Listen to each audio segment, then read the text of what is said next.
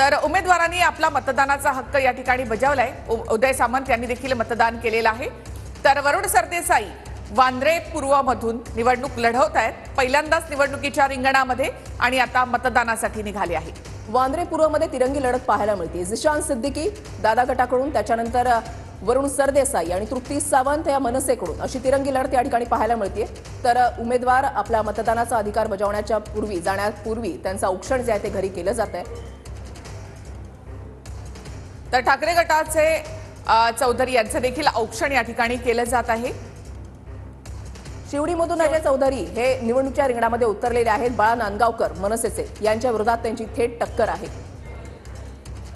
ठाकरे गटाचे हे दोन उमेदवार अजय चौधरी आणि वरुण सरदेसाई वांद्रे पूर्व मधून निवडणुकीच्या रिंगणामध्ये उतरलेले आहेत। वरुण सरदेसाई यांची ही पहिलीच निवडणूक आहे। युवा सेनेच्या माध्यमातून त्यांनी राजकारणामध्ये प्रवेश केला आणि वरुण सरदेसाई आता मतदानासाठी या ठिकाणी पोहोचलेत। मतदान केंद्रावर ते पोहोचलेले आहेत। उमेदवारांचा कल सकाळीच मतदान करण्याकडे आहे।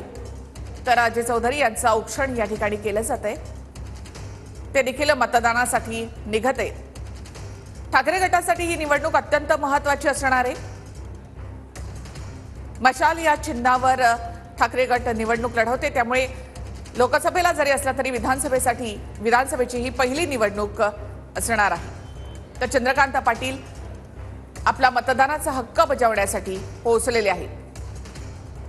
चंद्रकांत पाटील यांच्या विरोधात चंद्रकांत मोकाटे निवडणुकीच्या रिंगणामध्ये उतरलेले आहेत। कोथरूडमधून आमदार राहिलेले चंद्रकांत पाटील यांच्यावर पुन्हा एकदा भाजपने विश्वास दाखवत कोथरूडमधून त्यांना पुन्हा एकदा उमेदवारी दिलेली आहे।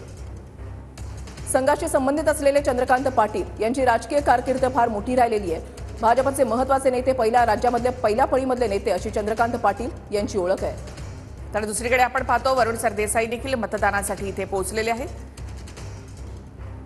देवेंद्र फडणवीस आणि अमित शहा यांचे विश्वासू आणि जवळचे अशी चंद्रकांत पाटील यांची ओळख आहे। आपल्या मतदानाचा अधिकार बजावण्यासाठी ते आता मतदान केंद्रावर पोहोचलेत। बिग फाईट आपण पाहताय कोथरूडमध्ये चंद्रकांत पाटील विरुद्ध चंद्रकांत मोकाटे ठाकरे गटाकडून।